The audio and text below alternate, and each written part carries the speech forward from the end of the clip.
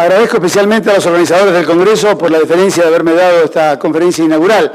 Y por eso se me ocurrió que estando en San José de Costa Rica, en la sede de la Corte Interamericana de Derechos Humanos, era una buena oportunidad para abordar un tema que a mí me apasiona y en el que estoy trabajando hace un tiempo, que es la relación entre insolvencia del consumidor y los derechos humanos. En la República Argentina el régimen de insolvencia tiene una estructura que podría denominarse clásica. Esta insolvencia tiene procedimientos de carácter preventivo y procedimientos de carácter liquidatorio. La mayoría de las legislaciones del mundo tienen estas dos visiones respecto del fenómeno de la insolvencia. Entre los procedimientos previstos preventivos existen acuerdos extrajudiciales con control judicial, es decir, el deudor que se encuentra en estado de cesación de pagos o en dificultades económicas o financieras de carácter general puede celebrar en forma privada un acuerdo con una comunidad significativa de sus acreedores y una vez de obtener una aprobación bajo un régimen de doble mayoría en relación con sus acreedores y los créditos, puede reestructurar su deuda y buscar una salida en un acuerdo que tiene un control judicial y el cual, si es homologado, surte los mismos efectos que si se tratara de un convenio que se hubiera celebrado judicialmente. Es decir, los efectos se imponen aún a los acreedores no concurrentes que fueran de causa o título anterior a este convenio y también a los que no estuvieran en estado de acuerdo. Desde el punto de vista judicial, ya cuando el deudor está en estado de cesación de pagos y donde el presupuesto objetivo ya no es más las dificultades económicas y financieras de carácter general, puede recurrir a un procedimiento de concurso preventivo donde también celebra un acuerdo con una comunidad significativa de sus acreedores, pero dentro de un procedimiento judicial con un juez que es el director del proceso y cumpliendo una serie de plazos procesales y de procedimientos procesales de carácter imperativo, sin los cuales no se puede acceder a ser parte del proceso y del acuerdo final. Si el deudor consigue llegar a un acuerdo con esta comunidad significativa de sus acreedores, la solución es que este acuerdo también se impone a la comunidad de sus acreedores de causa o título anterior, y si fracasa, dependiendo de si se trata de una estructura societaria determinada o no, será declarado en quiebra o, por el contrario, podrá ingresar en un proceso de salvataje donde otros terceros pueden acceder a llevar adelante un salvataje de la empresa. Y finalmente están los sistemas liquidatorios, que son lo que nosotros denominamos simplemente la declaración en quiebra, que puede ser directa, puede ser indirecta, consecuencial o por extensión. Es decir, en la quiebra directa, aquella que es pedida por el acreedor que reclama un crédito denunciando el estado de cesación de pagos del deudor, o por el propio deudor que confiesa públicamente su estado de cesación de pagos y su impotencia patrimonial.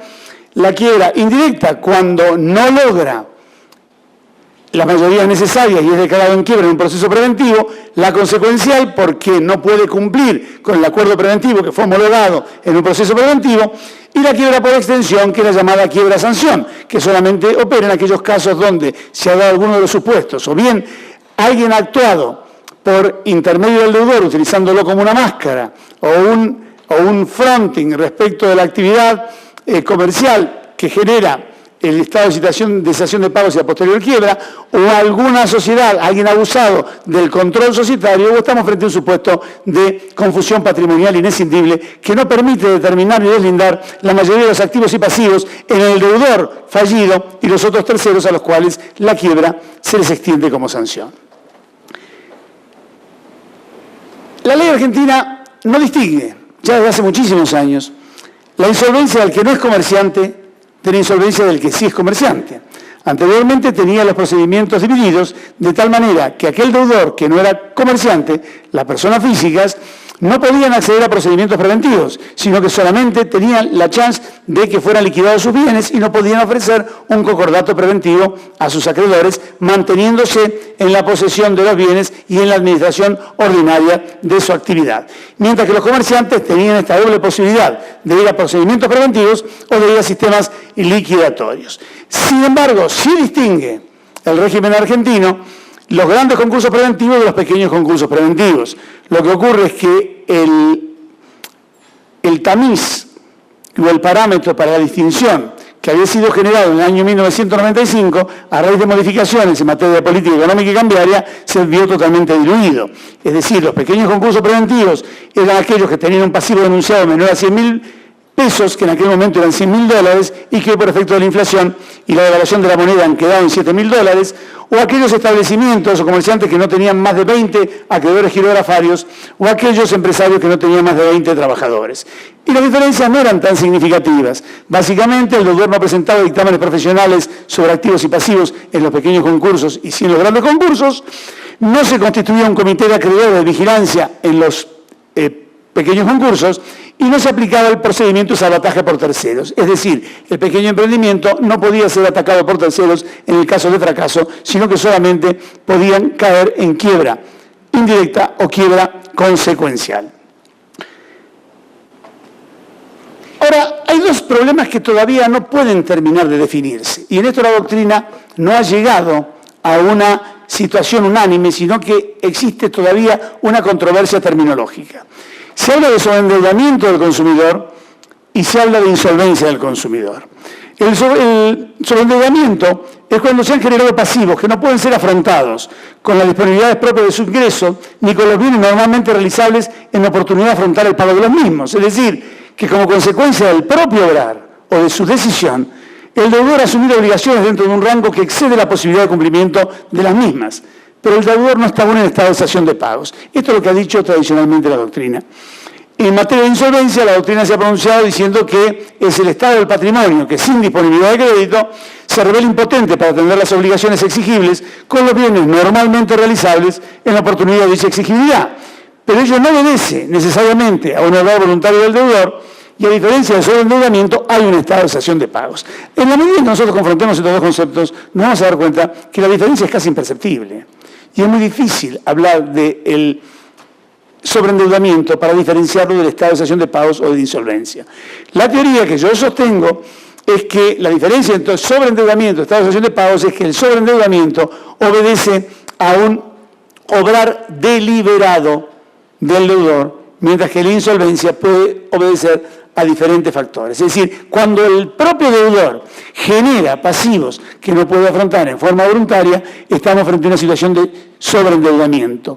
Cuando esto obedece a factores extraños a su voluntad, aquí lo que se genera es un estado objetivo casi igual a la cesación de pagos, donde no se pueden hacer frente a las obligaciones. También podría decirse que está sobreendeudado aquel que tiene obligaciones que no podrían ser afrontadas con el flujo normal de ingresos ordinarios, pero que todavía no se han producido vencimientos. Entonces hay sobreendeudamiento, pero no hay insolvencia. Sin embargo, una mirada hoy moderna sobre la insolvencia y el estado de cesación de pagos hace que se pueda mirar en forma proyectada. Yo no necesito que se produzca el vencimiento para saber que estoy técnicamente en un estado de cesación de pagos si los pasivos que yo tengo contraídos y que van a vencer no pueden ser afrontados, y sé que no pueden ser afrontados con el flujo que voy a generar de ingresos para atenderlos de un modo ordinario.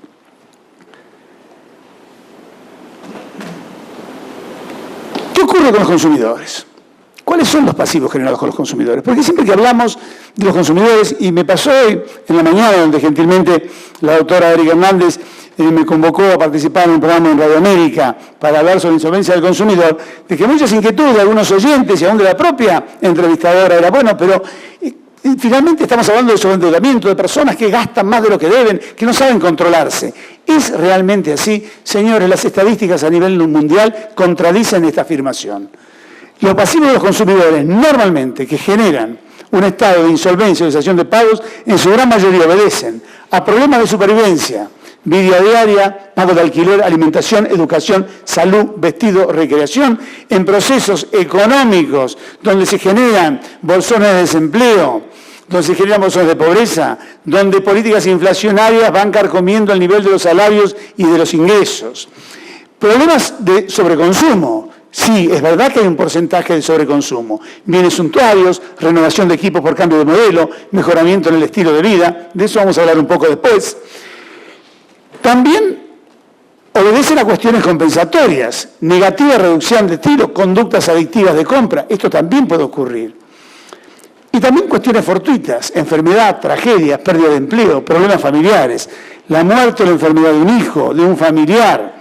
la ancianidad, la falta de cobertura social adecuada en los diversos países generan un desequilibrio absoluto en las personas que tienen que generar un sobreendeudamiento para poder afrontar estas situaciones. Y por supuesto, nunca falta un porcentaje que es fraudulento, engaño, evasión y delitos. Ahora, si nosotros miramos algunos de ellos que son muy criticables, el tema del sobreconsumo, también me parece que la sociedad debería ser un poquito más justa consigo misma y tratar de reflexionar en relación a qué está ocurriendo con este sobreconsumo de bienes suntuarios. Porque si nosotros a través de los medios de comunicación, de los sistemas institucionales de financiamiento, de los productores de bienes y servicios, vamos generando un mensaje de que el individuo o el ciudadano, si no accede a un bien, es un perdedor. Si no tiene este modelo determinado, no será querido. Si al adolescente que tiene un modelo de teléfono, la chica lo deja porque su amigo tiene uno mejor.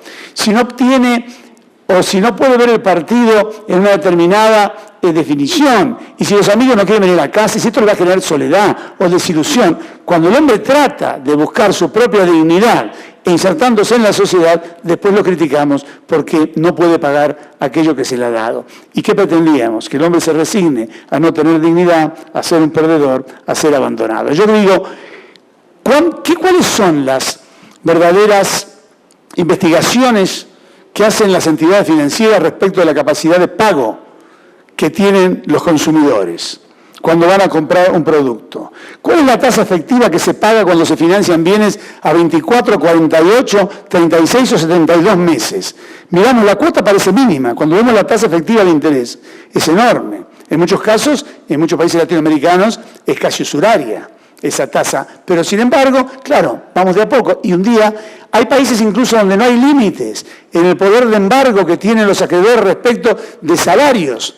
Hay provincias en la República Argentina donde hay trabajadores que terminan el mes y van a cobrar su nómina y cuando presentan el recibo le dan un papel firmado porque todo está consumido a través de cuotas de descuento automático, sin ningún control y sin ningún límite. Y decimos, ¿cuál tendrá que ser nuestra mirada respecto de eso? Yo trabajé muchos años representando instituciones financieras en el régimen de cobranzas. Llegábamos a trabar embargos y medidas cautelares y a mí muchas veces me daba vergüenza donde íbamos a embargar. Y volvía a la institución financiera y yo decía, ¿quién controló quién era este señor al que le dieron el crédito? Llegamos a embargar, a quitarle sus bienes y en realidad lo único que me daban ganas a mí era de ayudarlos y darle dinero porque estaban en una situación de indigencia. Y sin embargo eran titulares de un crédito en forma automatizado a través del sistema de tarjeta de crédito que hoy no es ni siquiera algo que alguien tenga que pedir. Las regalan o están incorporados en los sistemas bancarizados de nóminas como parte de los mecanismos de pago de salarios, o de pensiones, o de jubilaciones. Entonces, es muy difícil poder mirar y juzgar. No estoy diciendo que se tenga que perdonar la deuda del que sobreconsumo. Lo que digo es que tenemos que ser justos en la mirada. ¿Qué soluciones hay para el sobreendeudamiento? Porque el mundo también se pregunta qué vamos a hacer con estas personas sobreendeudadas, que son un problema. Pero no son un problema solamente en Latinoamérica, lo son en Europa, lo son en los Estados Unidos, está empezando a hacerlo en los países asiáticos, en los países jóvenes de África. El sobreendeudamiento del consumidor es un problema mundial, mundial. El consumidor está atosigado de bienes y servicios que se le ofrecen contra la promesa de que si los tienen serán felices y si no, no podrán serlo. Y no hay mucha magia. Si yo tengo un ingreso y tengo gastos, o tengo nuevos ingresos o bajo los gastos. No hay magia para resolver este problema. Y para resolver el pasado, las soluciones clásicas son o hay una quita respecto de lo que debo, o la posibilidad de devolver productos que estoy pagando y que no puedo seguir pagando, y por lo menos pierdo productos, pero no sigo endeudado, o la interrupción contractual de los servicios. Y este es todo el menú. En el mundo de los economistas, los expertos en relaciones humanas, trabajan y van a encontrar algo diferente.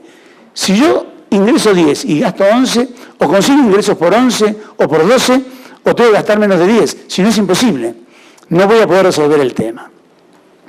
Ahora, ¿quiénes son los que pueden resolver esto? Y bueno, las soluciones clásicas de la insolvencia, estos sistemas preventivos o liquidatorios de los que hemos hablado, son sistemas que en el régimen tradicional están pensados con fundamentos para otras realidades, no están pensados para el consumidor o para el hombre común que no tiene una organización empresaria. Porque en realidad, todos los libros jurídicos que nosotros leemos, y los económicos y financieros sobre el tema de la insolvencia, dice que los procedimientos conservatorios de la insolvencia, el concurso preventivo, el arreglo extrajudicial, los workouts, todos estos mecanismos de prevención están para mantener la organización, para mantener la empresa en marcha, evitar el dispendio de liquidez para volver a generar un nuevo emprendimiento, para preservar los activos y los flujos que en caso de quiebra se pierden, los créditos fiscales, las cobranzas, los materiales que están en proceso, o para hacer una liquidación ordenada de la empresa, donde no sea una disputa salvaje del acreedor que llega primero o de la connivencia con el deudor respecto de quién cobra y quién no cobra. Aprovechar el mayor de los intangibles, preservar los puestos de trabajo. Y la antigua ley 19.551, la ley 24.522, actual de Argentina con las modificaciones posteriores, las dos miraban este fenómeno de los procedimientos preventivos como procedimientos de conservación de la empresa, del mantenimiento de la organización, de la preservación de los activos intangibles, de evitar el daño y generar una protección respecto de la riqueza creada y de la capacidad para generar riqueza y para el mantenimiento de los puestos de trabajo, que finalmente no es otra cosa que el mantenimiento de la actividad productiva y de servicios. Ahora, claro, en los liquidatorios es al revés. ¿Por qué hay procedimientos liquidatorios y a qué apuntan los procedimientos liquidatorios? A evitar mayores pérdidas para los acreedores por el deterioro que se hacen de los activos que pueden ser liquidados para pagar las deudas, buscar una rápida distribución y una rápida liquidación de bienes con distribución a prorrata de las acreencias de los acreedores para evitar que se pierda todo en el trámite judicial, y evitar los deterioros en los activos. Ahora, si nosotros miramos esto respecto de los consumidores, no es aplicable. El consumidor, el empleado público, el bombero, el policía, el enfermero, el empleado administrativo, el funcionario judicial, el maestro de escuela, el asalariado común de la administración pública o de la empresa privada, no tiene organización que mantener, no tiene empleados, no tiene organización. No tiene una empresa en marcha, su trabajo es su tiempo, es su vida, es su salud. No tiene activos ni flujos que no sean sus salarios, ¿no es cierto? Y cuando vamos a liquidar, no tiene que bienes liquidar, porque solamente tiene su vivienda quizá protegida como bien de familia o como protección familiar, y las cosas diarias, tiene un automóvil, tiene una moto o algo en que trasladarse, y el mobiliario y las cuestiones de primera necesidad. Y la gran mayoría no hay bienes para liquidar de los cuales se pueda sacar dinero para pagar a los acreedores. Con lo cual, parecería que ninguno de estos dos sistemas funcionan. No hay nada que conservar en materia de organización y tampoco hay nada posible de recuperar con la liquidación de los bienes, en su gran mayoría por lo menos. Entonces, ¿qué hacemos con esto? Y lo primero es preguntarnos ¿de quién estamos hablando? Se ha puesto muy de moda hablar de la insolvencia del consumidor. En Europa se habla de la insolvencia del consumidor, en Latinoamérica se está hablando de la insolvencia del consumidor. Y en realidad el consumidor no es un sujeto. Los sistemas de insolvencia están destinados en la gran mayoría de los países del mundo a sujetos. Al sujeto. Personas físicas o personas de existencia ideal. Sociedades, asociaciones civiles, organizaciones mutuales. Pero no quiebran los patrimonios que no tienen personalidad jurídica. Los que quiebran o los que acceden a un proceso de reorganización de pasivos son los sujetos titulares de derechos y de obligaciones. Y el consumidor no es un sujeto. El consumidor no es ni más ni menos que una posición relativa en una relación de consumo. De hecho, bajo la ley del consumidor en la República Argentina, las personas jurídicas son consumidores en determinadas relaciones. Son consumidores en la relación de consumo. Con lo cual no podría haber una ley de los consumidores. Y lo que tenemos que pensar, se habla de la insolvencia del consumidor como una comodidad verbal, para que todos entendamos quiénes son los consumidores, que finalmente somos nosotros, hasta los profesionales, aquellos que no tienen montada una organización destinada a la producción de bienes y servicios para el mercado. Entonces, si el consumidor usuario es una persona física o jurídica que contrata a título de negocio gratuito para su consumo final o beneficio propio del grupo familiar o social, todos seríamos consumidores. El elemento caracterizante del consumidor es la exposición al consumo. El objetivo del sistema es proteger al consumidor por ser la parte débil de la relación. El objetivo del sistema del consumidor no es generarle una vida digna, protegerlo de la insolvencia o de contingencias de la vida. Es nada más que protegerlo en la relación de consumo, porque es la parte débil, ¿no es cierto? Y los mecanismos no están dados por la reorganización de sus pasivos. Los mecanismos están dados por las normas de información, salud, garantía, calidad, manejo del crédito, responsabilidad por daños en relaciones interindividuales. Entonces, ¿de quién estamos hablando cuando hablamos de este consumidor a la hora de la insolvencia? Y en realidad, de quien estamos hablando nosotros es de aquel sujeto que no tiene bienes significativos atacables para ser liquidados, un sujeto que también, por otra parte, no puede generar planes de recomposición de los flujos de caja de ingresos. El asalariado no tiene manera de generar una conversión de sus ingresos. Porque hasta el pequeño comerciante puede transformar, puede asociarse, puede fusionarse. El trabajador no puede hacer esto. Quien no tiene actividad ni estructura empresaria, y en realidad, quien no tiene margen de repago. Estamos hablando de insolvencia y de llevar a un proceso de 2 o 4 años con verificación de créditos, con análisis del origen de las deudas, a una persona que no puede ofrecer nada.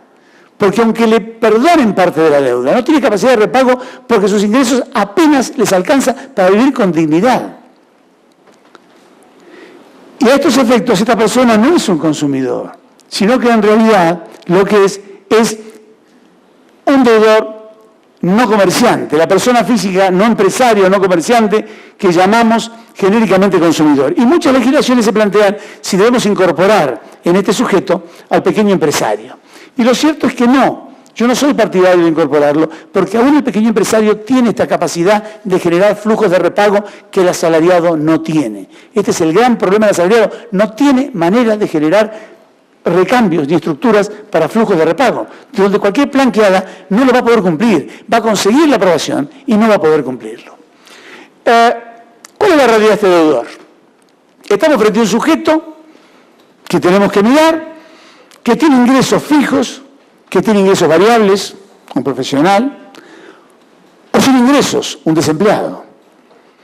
Está sobreendeudado por su consumo, es insolvente porque ha tenido inconvenientes personales, familiares o de salud, no tiene posibilidad de repago, no tiene ningún horizonte de mejora de ingresos significativo, no tiene bienes ejecutables por el valor de la deuda, no tiene acceso al crédito porque se lo ha agotado y tiene bloqueado el acceso al crédito. Tiene una traslación temporal de la mora contra el financiamiento por egresos. Va viviendo por 30, 60, 90 días de tarjeta que va pagando el mínimo y vuelve a gastar hasta ir consumiendo los saldos disponibles. Y con pasivos atomizados, pero concentrados. ¿Por qué esta dicotomía?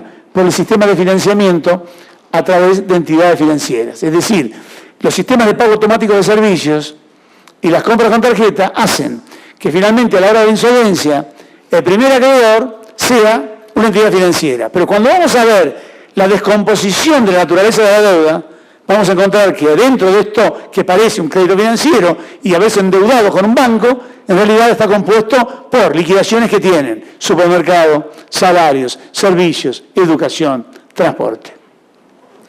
Ahora, ¿qué hacemos? ¿Qué hacemos? ¿Le perdonamos y que no pague? Qué fácil sería. Lo colocamos en la misma situación que cualquier otro deudor, tampoco sirve. Ninguno de los dos extremos sirve. Y por eso es que hay que buscar algún mecanismo. El primero de ellos es algo en lo que nosotros normalmente no prestamos atención. Siempre buscamos la solución final. Y sin embargo, el primer mecanismo para el tema de insolvencia de personas físicas no comerciantes o la insolvencia que hoy denominamos del consumidor, en realidad está en el sistema de prevención. Prevenir antes que lamentar. Establecer un régimen muy estricto de información crediticia. Los programas de educación para el consumo, prometidos y consagrados en muchísimas constituciones y que no están rigiendo en la mayoría de los países que tienen este problema. Creación de asociaciones de consumidores que protejan al consumidor, no que se conviertan en un nuevo negocio para conseguir ventajas en nombre de los consumidores y negociar globalmente cuestiones económicas que finalmente benefician a quienes manejan las asociaciones. Distribución equitativa de los créditos para el consumo, que es este tema de que hay crédito ilimitado para comprar una pantalla plana y no hay crédito para la vivienda. ¿Cómo es este tema de la distribución del régimen para el consumo? Yo puedo viajar por el mundo y tomarme vacaciones en 70 cuotas, en 40 cuotas o en 50 cuotas. Pero a lo mejor yo no puedo acceder a un vehículo de trabajo en una financiación que exceda 12 meses u 8 cuotas. Es decir, ¿cómo es esta distribución de créditos para el consumo? Asesoramiento financiero público. ¿Dónde están las autoridades advirtiendo este problema? Por el contrario, las autoridades dicen, estamos bien, el gobierno incluye, el gobierno es maravilloso, el gobierno compre, incentivamos el consumo, créditos para línea blanca, créditos para electrodomésticos, sin saber que estamos generando un problema de sobreendeudamiento que está alentado desde quienes después no dan las normas para poder resolver el problema. Y coordinación entre organizaciones de prestamistas y deudores. Aquí las organizaciones de deudores son los enemigos de las asociaciones de prestamistas, cada uno vela por sus propios intereses y no hay una coordinación para poder proteger el mercado. Y este es un tema de madurez. Esto en materia de prevención, pero también en problema de solución. No es un problema solamente de la Argentina o de algunos países latinoamericanos. El mundo entero ya está convencido y ha aceptado que todos estos procesos concursales o liquidatorios de quiebras bajo las leyes que nos regulan para personas que no son comerciantes y que son meramente asalariados son absurdos para estos supuestos porque no dan ninguna solución. Recargan de trabajo en los tribunales. En la República Argentina, el 90% de las quiebras y los concursos que tienen los tribunales son de personas que son asalariados, empleados públicos. Hay provincias donde el 90% de la población activa depende del gobierno, de funcionarios o de cargos públicos y están sobreendeudados por la usura, por las necesidades y han quebrado y tienen procesos de 5, 6, 7 años para no poder liquidar nada porque no hay ningún bien para ser liquidado. Un altísimo costo para todos, porque hasta los organismos que financiaron tienen que ir a verificar los créditos, porque si no pasan por el tamiz de los procesos concursales, no pueden castigarlos en sus balances como créditos incobrables y los mantienen activados, distorsionando totalmente la situación patrimonial. Entonces, ¿cómo hacemos para jugar los privilegios y controles en los créditos? Que tiene sentido cuando hay algo para repartir. ¿Cuál es el problema de los privilegios? El que no sea vaciado el contenido patrimonial del acervo que se va a liquidar por quienes en un grado de preferencia diferente que la ley otorga. Pero si lo que tengo que liquidar es nada, ¿cuál es el sentido de los privilegios? ¿De qué me sirve tener afincado un privilegio cuando no hay nada para cobrar ni aún en lo privilegiado? Esto también tiene que llamarnos a una reflexión, a tratar de buscar alguna solución para esta cuestión. ¿No es cierto? Y no caben dudas que falta un sistema particular. Lo que el mundo no sabe es cuál. Y depende de dónde estemos, es el sistema que vamos a adoptar. Y depende de la realidad que tengamos, lo que vamos a mirar. Pero hay una diferencia de enfoque. Y esto lo quiero traer yo esta tarde aquí. Y lo traigo aquí a San José de Costa Rica, donde está la Corte Interamericana de Derechos Humanos y donde está la Comisión de Derechos Humanos. Los procedimientos concursales aplicables a las empresas tienen un fin económico y social. Mantener la actividad y la fuente de trabajo. Los procedimientos relativos al sobreendeudamiento de los particulares es diferente. Tiene un objetivo humanitario. Aquí el particular no tiene fuente de trabajo que conservar, ni tampoco tiene actividad que conservar. No hay organización. Entonces su protección no puede estar mirada desde el punto de vista de la eficiencia económica y social, sino que tiene que estar vista desde el punto de vista del derecho humanitario. Y lo cierto es que el mundo no está de acuerdo en cómo resolverlo. Lo que sí se ha dado cuenta que tiene que resolverlo, o tiene que intentar resolverlo. Hay legislación en Estados Unidos, en Francia, en Alemania, en Italia, en Inglaterra, en Portugal, en España, en Chile recientemente. Y van cambiando. Los alemanes tuvieron una norma, la cambiaron. Los franceses la cambiaron. Probablemente Chile, después del mes de octubre que empiece a funcionar, verán algunos desajustes y algo tendrán que cambiar también. ¿No es cierto? Colombia tiene normas y también las ha ido cambiando. Y tampoco están de acuerdo en cómo resolverlo. No hay unanimidad. Hay quienes han elegido sistema administrativo. El caso de Perú, por ejemplo. Esto va a un sistema administrativo. Es la administración pública la que va a resolver a través de sus organismos cómo podemos recomponer la vida en sociedad de este deudor insolvente. Otros van a los sistemas judiciales, como es el caso de los Estados Unidos, directamente un capítulo de la ley de quiebras ocupada de la insolvencia del consumidor. Sistemas mixtos, el francés, el chileno ahora, que tiene una parte administrativa voluntaria y una parte judicial, ¿no es cierto? El francés, que tiene esta famosa comisión mixta, donde en el ámbito administrativo compuesta por 20 o 30 personas derivadas de consumidores, empresarios, políticos, jueces que analizan la situación y si no, la solución judicial. Tampoco hay decisión donde se regula. ¿Dónde regulamos esto? En la ley de quiebras. Agregamos un nuevo procedimiento, como hicieron los americanos, que tienen un procedimiento especial para cada tipo, para los ferrocarriles, para las empresas agrícolas, para los consumidores, o no. O lo regulamos en los códigos de consumo. Y eso es un tema del código de consumo. Y en la ley de quiebra remitimos a lo que diga el código de consumo. Pero ahí vamos a tener un problema, porque según el país en que nos encontremos, normalmente, en casi todos los países, las leyes de quiebra tienen carácter federal. Son leyes federales. La diferencia que existe de matices en los países es que en algunos esta ley federal es aplicada por tribunales locales y en otros casos, como los Estados Unidos, la aplican solamente los jueces federales. Pero en el caso del consumo es diferente. No todos los países tienen el régimen de consumo como ley federal. Y si el país es unitario no hay problema, pero si el país tiene un régimen federal, cambia porque tenemos competencia legislativa de las provincias que nos fueron delegadas a la nación. Y podríamos tener distintas circunstancias de realidad de consumidores en los códigos de consumo. O no, o hay quienes dicen no, hacemos una regulación específica sobre insolvencia del gobierno comerciante, que no está ni en la ley de quiebras ni en el código de consumo, sino que es un estatuto de un sujeto particular. Argentina no tiene nada. Ha habido iniciativas, en estos momentos el Congreso tiene 2 iniciativas que perdieron estado parlamentario, una norma que propone un régimen de solución del sobreendeudamiento y una que propone un régimen de solución para la insolvencia. Desde mi punto de vista, las 2 insuficientes, pero es una primera iniciativa. Se ha empezado a mirar el problema, no tenemos solución todavía. Se me ocurrió hoy decir, bueno, vamos a traer algo de debate, y creo que el debate se va a generar. Quizá no después de la charla, porque no estaba previsto, pero estoy seguro que en el café o en los pasillos el debate se va a generar, porque ya se generó esta mañana en la radio. Cuando yo lo planteé, hubo sorpresa de que yo quisiera relacionar este tema de los consumidores con los derechos humanos. Y el tema es, bueno, si los derechos humanos que se denominan de segunda generación, y en esto, estando en Costa Rica, voy a ser muy respetuoso, yo sé el debate enorme que hay en la doctrina respecto de si se debe hablar o no de generaciones de derechos humanos, porque si esto fuera por generaciones o por reconocimiento del derecho humano de cada generación, no sería un verdadero derecho humano porque no hubiera estado íncito en la persona humana desde su concepción como ser humano al comienzo de la historia de la vida. Pero a mí me parece que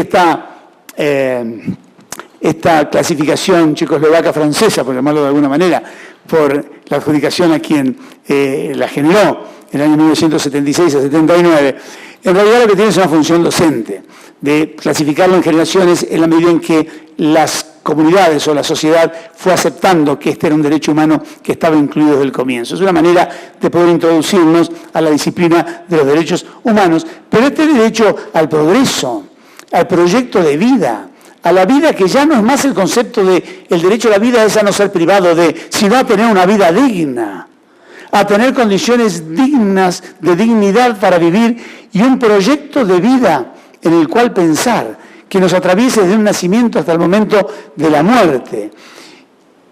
Y las nuevas teorías que ha generado la Comisión Interamericana a través de los grupos vulnerables. Fíjense ustedes que el tema de los grupos vulnerables no es una cuestión de absoluta, sino una vulnerabilidad relativa. Los grupos son vulnerables respecto a determinadas cuestiones. Los problemas raciales respecto a su reconocimiento y su inclusión. Los pueblos originarios respecto a sus propiedades o el reconocimiento de sus tradiciones. Los discapacitados respecto de la discapacidad que tienen. Es decir, no tiene una sobreprotección en su mente la persona que tiene una dificultad para caminar. La protección está dada exclusivamente en la vulnerabilidad que presenta en el régimen de locomoción de la comunidad en su conjunto. El derecho a tener la rampa, el derecho al acceso a lugares públicos, pero no otro tipo de asistencia, porque la vulnerabilidad está dado en razón de la debilidad frente al hecho concreto. Y desde este punto de vista, ¿qué obstaría a pensar que estas personas sobreendeudadas o insolventes no son un grupo vulnerable respecto de condiciones que no pueden manejar de la economía y las finanzas? ¿Qué pueden negociar en una tasa de interés en un préstamo bancario? ¿Qué pueden negociar en los cargos fijos de su tarjeta de crédito? ¿Qué pueden negociar en los servicios que reciben si o ve los 100 canales o no ve ninguno? ¿Qué puede negociar en la letra chica de los contratos, en la reposición? ¿Qué pueden negociar respecto del nivel de su salario? ¿Qué pueden negociar? No tienen esa capacidad. ¿Qué pueden hacer ellos para que la inflación no sea de 2 dígitos? ¿Qué pueden hacer ellos para que no haya una devaluación abrupta? ¿Qué pueden hacer ellos para que no haya un déficit fiscal que coma las reservas de un banco central y genere una distorsión en el régimen de precios? ¿Qué pueden hacer ellos para cambiar las barreras arancelarias? Nada. Entonces, no son vulnerables. Y te dice, bueno, ¿y quién puede hacerlo? Y no sé, una gran petrolera puede negociar condiciones de instalación de su negocio en el país. Las industrias automotrices pueden negociar barreras arancelarias para el ingreso de vehículos, o las autopartes.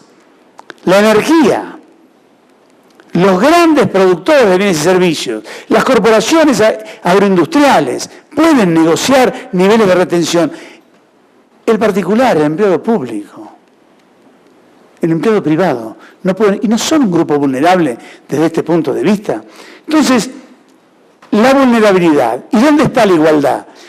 La vulneración de la igualdad es, no se le puede otorgar como salida a este particular sobreendeudado un proceso de concurso preventivo cuyo destino es renegociar la deuda para con un nuevo ingreso de flujos y saneamiento de la actividad empresaria tener capacidad de repago, porque ellos no pueden generar una capacidad de repago.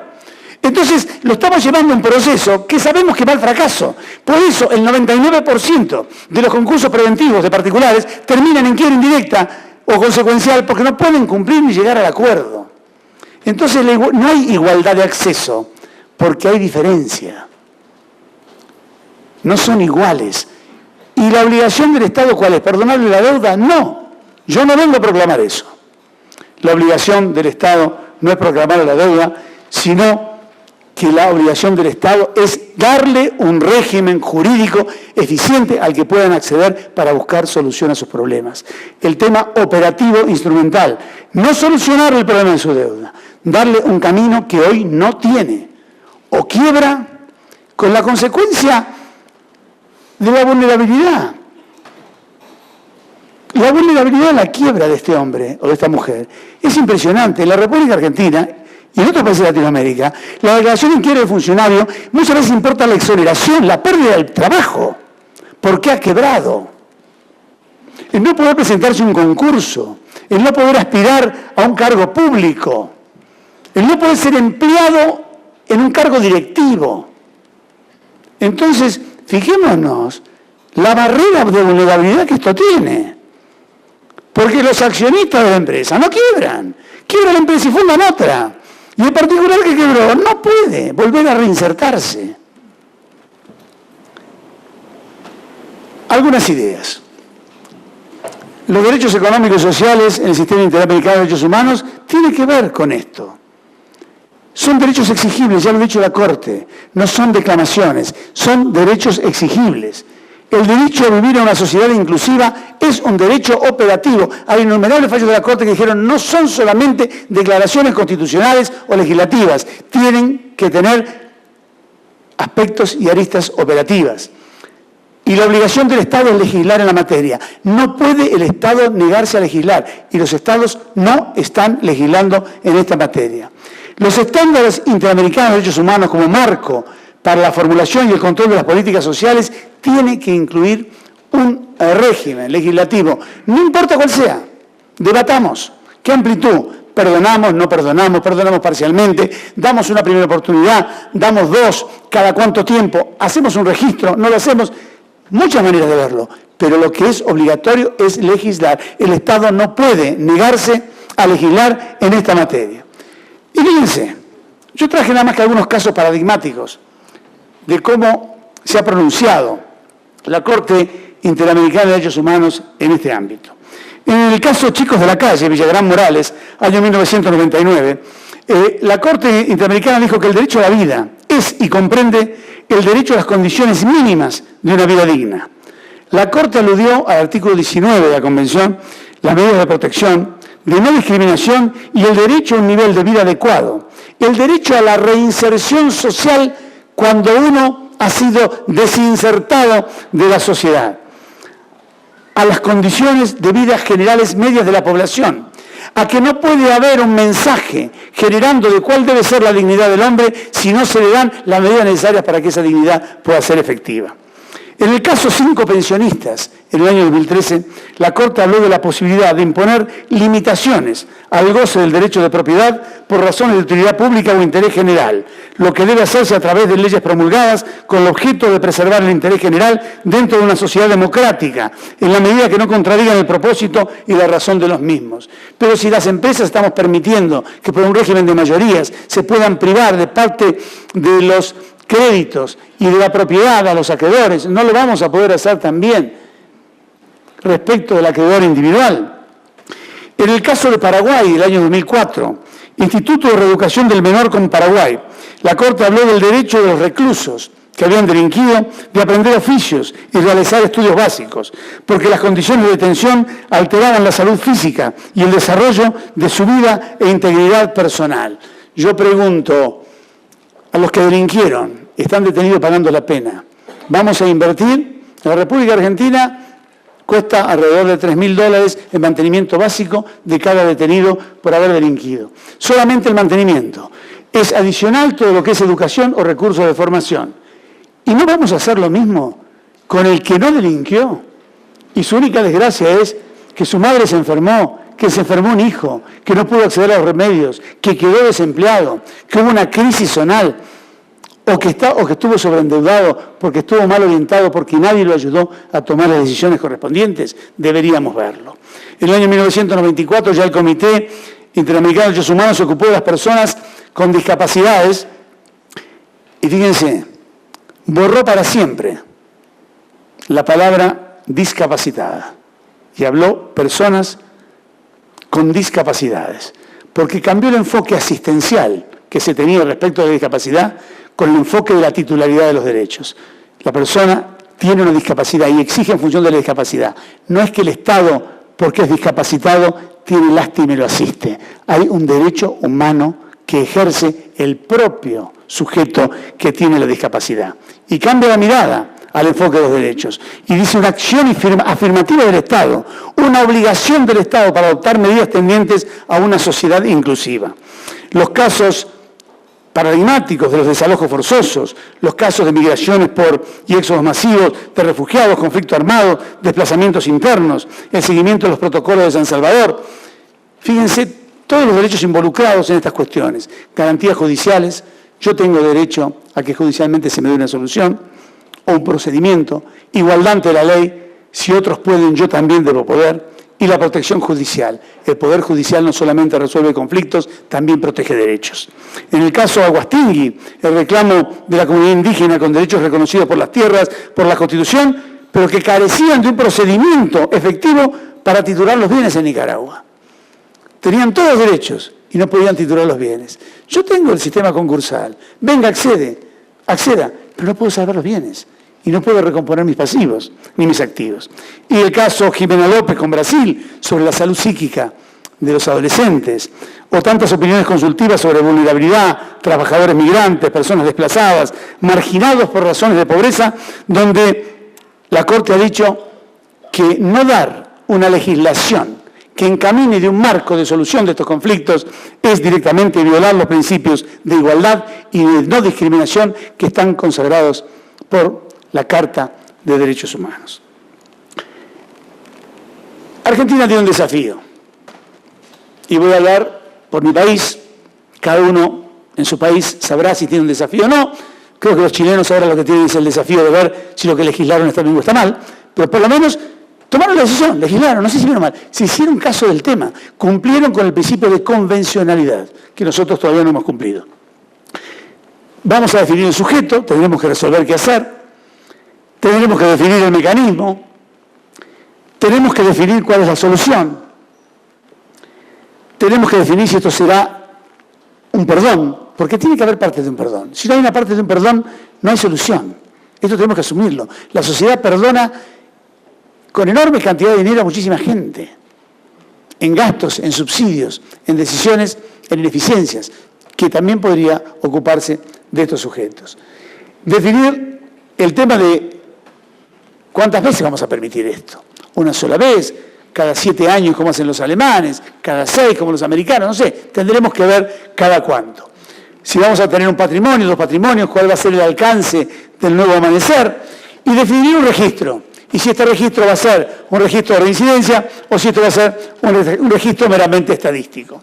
Bueno, evidentemente este es un desafío que va a poner nervioso a más de uno porque no es fácil resolver sobre todos estos conflictos. Así que yo creo que algunas posibles iniciativas sobre las cuales podríamos trabajar y que nos podrían ayudar es el tema de mediación obligatoria. Yo creo que podría haber una mediación obligatoria para acreedores también, con participación de un experto perito que vea cuál es la situación real en la cual está la economía de este sujeto y la obligación de participar. Porque este es otro tema, ¿eh?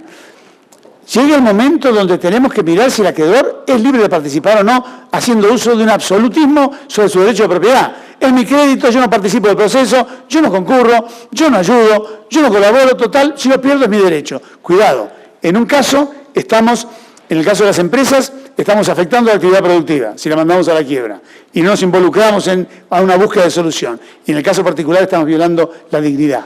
Entonces, cuidado que lo que tenemos sobre la mesa son valores muy profundos. La aplicación de una obligación de pronunciarse y no el silencio o desentenderse. Si el objetivo va a ser liquidatorio o si vamos a permitir que el deudor pueda tener alguna propuesta de pago. Si la propuesta del deudor conservatoria tiene que ver con el nivel de deuda y también con el nivel de ingresos y con la posibilidad de recomposición de ingresos, el límite en el tiempo en que esto se puede digerir, posibilidades de cumplimiento, seriedad, la forma de implementación, si va a haber garantías o no, si va a haber un fiduciario que sepa hacer cargo de esto. Por ejemplo, hay gente que dice, bueno, el Estado no va a poner dinero para salvar las deudas. No, pero perfectamente podría poner mediadores, podría poner expertos, podría poner peritos, podría poner asistentes sociales, que lo pone para tantas cosas que después realmente no fiscaliza ni cumple. Una homologación judicial que le dé efecto de cosa juzgada y la liberación de la deuda residual que pudiera quedar después de un estudio serio y de buenas propuestas, con una inscripción registral final con temas a resolver.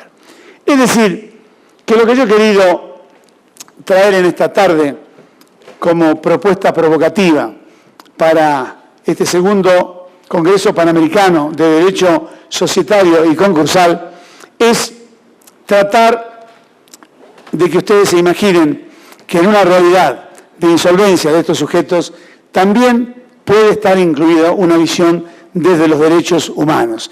Y a la luz de la Corte Interamericana de Derechos Humanos y de su jurisprudencia, me parece que es la hora en que los países tengan que tomar este desafío. Deben cumplir con dictar normas que tiendan a buscar soluciones a esta realidad que tiene un fin, como lo dije, no meramente económico y social, sino absolutamente humanitario. Muchísimas gracias.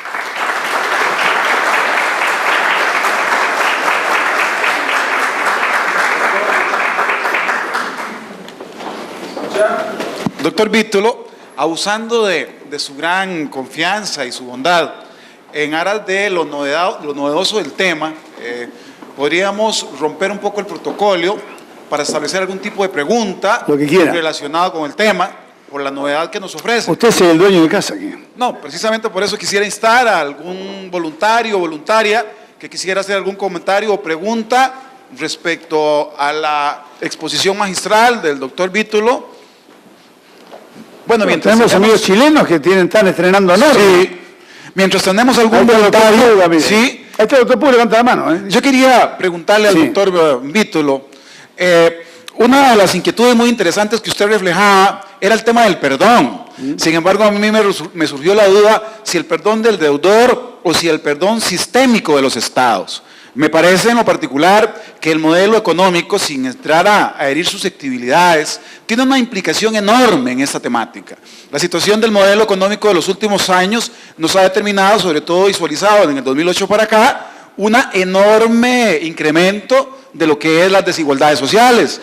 Por otro lado, ante esa desigualdad, tenemos un enorme incentivo en el crédito de los bancos, etcétera, ofreciendo tarjetas de crédito, créditos en general, de manera que la situación se hace muy incierta en definir qué responsabilidades atribuir a cada sujeto. Bueno, por eso yo creo que tenemos que ver la cuestión en forma particular. Si nosotros vamos y miramos la ley de quiebra de Argentina, por ejemplo, la ley de quiebra de Argentina no solamente involucra en el caso de quiebra las responsabilidades de los administradores y terceros, aquellos que hubieran provocado, dolosamente provocado, agravado, tolerado o facilitado el estado de cesación de pagos. ¿Qué hago yo mandándole, como me ha pasado a mí? Llego a mi casa, un sobre maravilloso, 2 tarjetas de crédito doradas con un crédito de $5.000, que no las pedí, de un banco en el que no tengo cuentas. Si usted las recibe y no dice nada, se las activaremos en 10 días. ¿Quién le dio a esta persona la facultad de meterse en mi vida a ver lo que tengo que hacer o no puedo hacer? Más allá de los temas del consumidor. Ahora, claro, mi mujer estaba entusiasmadísima.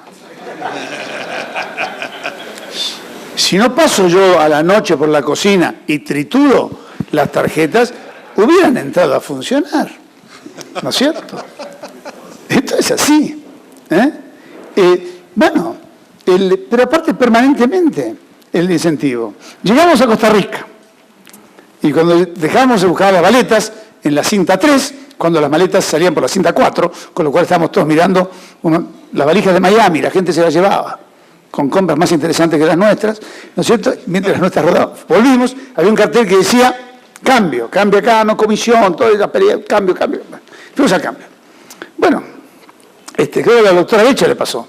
Me ofreció, puedo decirlo porque el doctor Lecha es un hombre rico, cambió de un mismo golpe $200, ¿no es cierto? La mujer dijo, pero no sea así, cambie 400 que le mejoro la tasa de cambio.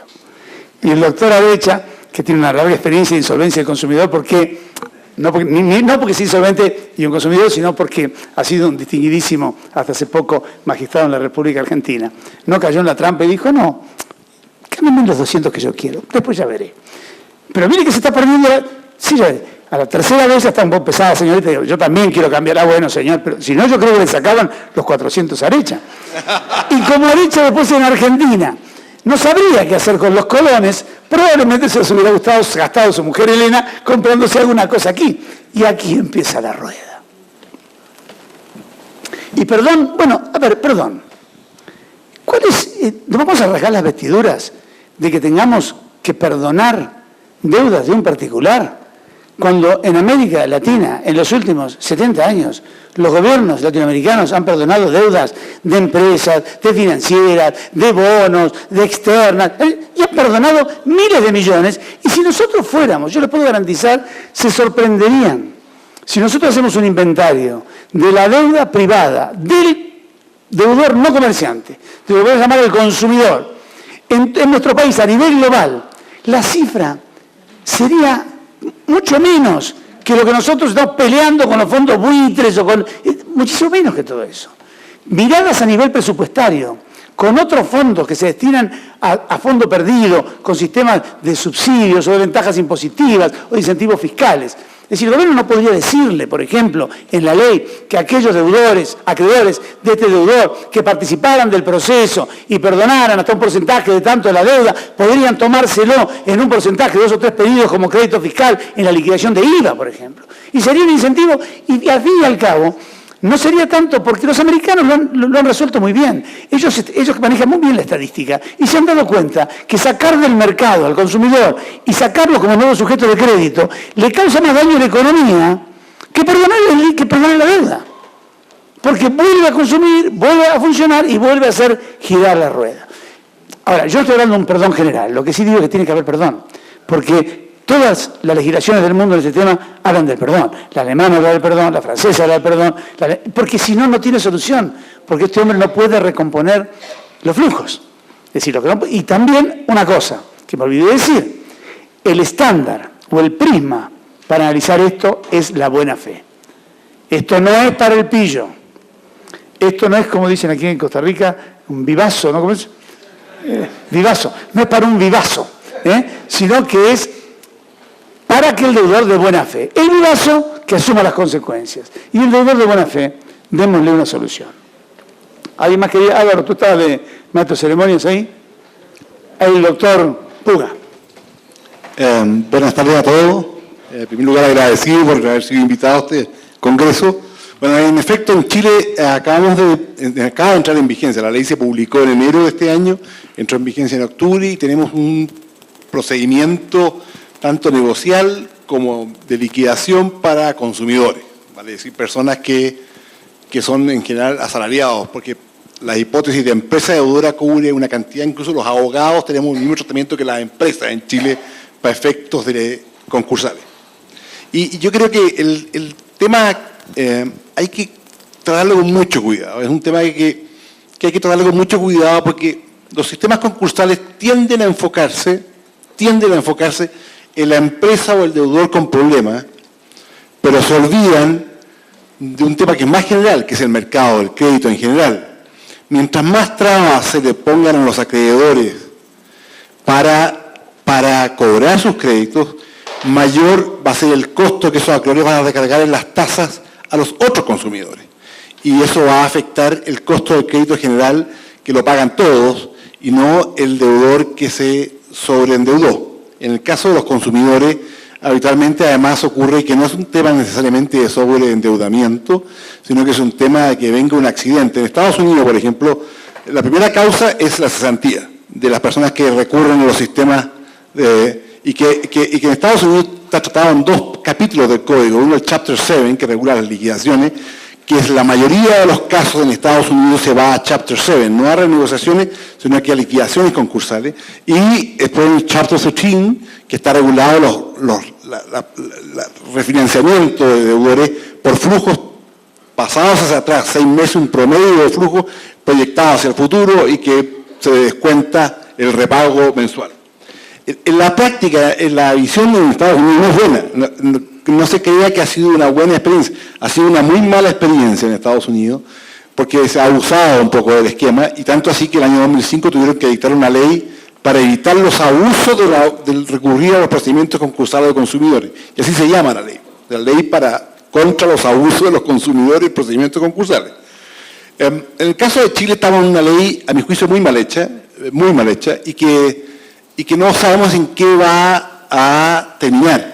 Lo que hay que tener mucho cuidado en todas estas leyes es no caer en un discurso político que es muy vendedor, como ocurrió en Chile, que claro, aparece como muy generoso el perdón, la rehabilitación del deudor, el fresh start y todo ese discurso, porque el problema en general, como bien lo decía el doctor Dítulo, los deudores personas naturales consumidores no tienen prácticamente bienes para liquidar, excepto si tienen una casa habitación.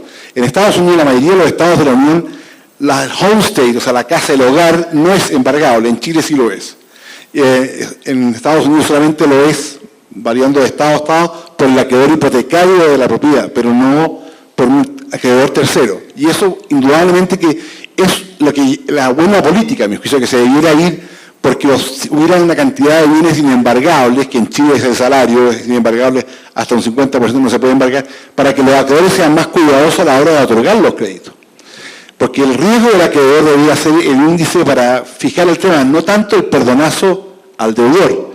El problema de los perdonazos a los deudores en todos los países, y también Estados Unidos, eso es una fuente importante de inspiración para todos nosotros, porque tienen mucha experiencia, ellos llevan ya casi 30 años manejando ese tema con varias modificaciones, es el tema de que, no obstante que hayan sistemas concursales que perdonen saldos de deuda o toda la deuda, lo que no se perdona es la información. Y en los Estados Unidos, igual que en Chile, la información queda guardada igual de los acreedores profesionales, cuando menos, ¿no es cierto? Las casas comerciales, los bancos, las instituciones financieras, van a revisar si la persona, no obstante que no tenga ninguna deuda, tiene un historial de procedimientos concursales. Y si lo tiene, probablemente la negativa a otorgar crédito va a ser igual y el fresh start va a ser muy difícil. Por eso creo que en esto hay que balancear y equilibrar muy bien de lo que se está hablando, porque yo creo que en el caso chileno, nosotros actuamos con precipitación, una ley muy política desde el punto de vista muy vendedora a nivel social, pero yo creo que va a tener muy pocas consecuencias prácticas en un nivel real. Eso es lo que yo quisiera decir. Muy bien. Bueno, yo coincido, le digo una cosa, porque está muy bien eso, pero lo que ocurre también los americanos pero tienen algún sistema muy interesante como el alemán también, que es la combinación de la prevención. Yo le doy el beneficio, pero durante el tiempo tiene no solamente que cumplir las pautas que fijamos, sino el beneficio del perdón residual no lo tiene, sino que tiene que concurrir a los cursos de educación para el consumo, tiene que venir con la libreta de asistencia, tiene que haber hecho los trabajos prácticos, es decir, hay todo un trabajo. Pero yo entiendo lo que usted dice del tema del costo del spread que va a generar el riesgo de incobrables, pero también el mercado solo se regula porque el historial está, pero llega un momento en que si la crisis ha sido muy grande y el historial están todos fichados, yo no puedo venderle a nadie, tengo que volver a creer y volver a arrancar, si no, no me quedo sin mercado. Y entonces los mercados vuelven a arrancar y de hecho mucha gente en Estados Unidos que ha quedado fuera de los temas informativos en algún momento vuelve a tener algún grado de crédito, no quizá el anterior, pero algún grado puede ser. Anual, más o menos, de clase de fibra, de la Sí, es 1 millón. Es poco significativo en el grupo.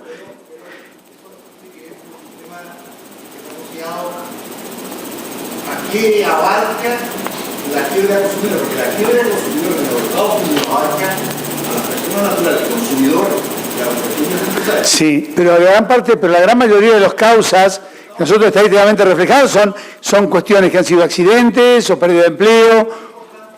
La buena fe es lo más importante. El efecto de cobrabilidad según la ley. Tiene una morosidad baja. Para estar viendo un país bastante pobre y endeudado, la morosidad es baja. Bueno, aquí tuvimos muy baja hasta hace muy poco. En Argentina, ahora está empezando a crecer, pero curiosamente no había mora grande en el consumo durante muchísimo tiempo, a pesar de que había algunas alertas de crisis económica. Y sin embargo, por eso yo entiendo que es un tema delicado. Y la propuesta mía, mi propuesta básica, mi tesis es la obligación del Estado a legislar. ¿Cómo legislamos es otra historia? Pero la obligación del principio de convencionalidad y mi relación con los derechos humanos es, este es un tema que el Estado no puede ignorar. Y tiene que dar una norma. Eso es lo que lo hace operativo. Si después le perdonan o no le perdonan, cómo lo hacen es otra historia. Lo que no podemos es escapar a la legislación. ¿Quién estaba? Aquí teníamos 2 personas que querían hablar. Perdón, ¿puedo? Doctor Moro, adelante. Bueno, lo primero, felicitarlo al doctor Huítolo por esta excelente conferencia que nos ha dado en un tema que creo que a todos nos interesa y además a nadie nos puede dejar de interesar. 2 o 3 comentarios de Argentina. Creo que nosotros tenemos, en realidad, un freestar. ¿Cuál es? Hemos llegado incluso sobre todo en Santa Fe, se vio mucho en Rosario, que se publicaban avisos, si tiene problemas económicos, quiebre. Y realmente hubo una ola, una invasión de quiebras sobre todo de bomberos y de empleados públicos. ¿Por qué? Porque al año de la quiebra se rehabilita el deudor. Entonces le dicen, usted no se preocupe, usted endeúdese con todo, venga a verme a mí, yo cobro una módica suma de su deuda, y lo presento en quiebra, y usted al año, señor, es magnífico, se pelea con la patrona 6 meses, pero después le compra todo de nuevo. Eso es magnífico. Segundo, me parece esto de que muy bien estuvo expresado en la conferencia, que habría que también, para que el Estado ponga mano en la publicidad abusiva. Algo dijiste en la conferencia, la publicidad abusiva es intolerable. Esto de que el día del niño, el que no le compra una bicicleta al padre, al nene, es un mal padre y aparece en todos los diarios y hay que comprarle. Es una moda en Argentina que los 15 años ya no son más el cumpleaños, sino que tiene que irse a Miami o a otro gran país, porque si no uno es un mal padre. Esta política publicitaria absolutamente abusiva e irrespetuosa de la dignidad humana, creo que ahí el Estado puede y debe poner un tema. Y un último comentario en lo que señalaste de que los acreedores no participan. Claro, no participan porque, por ejemplo, las grandes cadenas de venta entre el monto que le cobran esas 48 cuotas, 96 cuotas, 70, hay una pequeña cuota que es a un seguro, una prima de seguro. O sea, cuando yo dejo de pagar el plasma, el comercio que me vendió lo cobra. Y cuando después de pasar, porque en lo que vos dijiste del 90% es lo más llamativo, además de ese número en mi provincia es del 70%, pero lo más llamativo es que ningún acreedor concurre, ninguno. Y no es porque no tienen diligencia o recursos para ir, sino porque están cobrando lo que vendieron de la compañía de seguro, que además, otra cosa que también señalaste, la falta de información. El que compra no sabe que está pagando también una cuota de la prima de seguro. De nuevo, muchas gracias, Daniel, y felicitaciones. ¿Hay una persona ahí atrás? ¿La señora que le han dado? ¿Con el chal azul, no? No. ¿Usted, señora? ¿Por acá? Ah, no. Bien. Daniel, quiero felicitar al doctor Vítolo por tan brillante disertación. A mí me gustó mucho la idea de que se legisle, por supuesto en Chile ya se legisló, yo creo también compartiendo lo que dijo Juan Esteban Puga, muy mal. Me gustó mucho esa idea y me gustó mucho la idea del perdón, porque yo creo que hay aquí un tema de responsabilidad, tú lo señalaste. Los acreedores son responsables del sobreendeudamiento. El acreedor, y me estoy refiriendo principalmente a los bancos, debiera informarse más acerca de la situación patrimonial de los deudores. Y siendo responsables, tienen que sufrir las consecuencias de un análisis de crédito mal efectuado. Ahora, si se trata de una situación de una fortuita sobrevenida, bueno, esa situación no tiene por qué sufrirla solo el deudor. Por eso me gusta mucho y felicito tu idea del perdonazo. Bueno, muchas gracias. Bueno, lo mío es... ¿Puedo yo? Adelante. Bueno, lo mío es, por supuesto, reconocer en el doctor Vítolo siempre esa impronta que tiene de ponernos temas candentes en nuestra mente.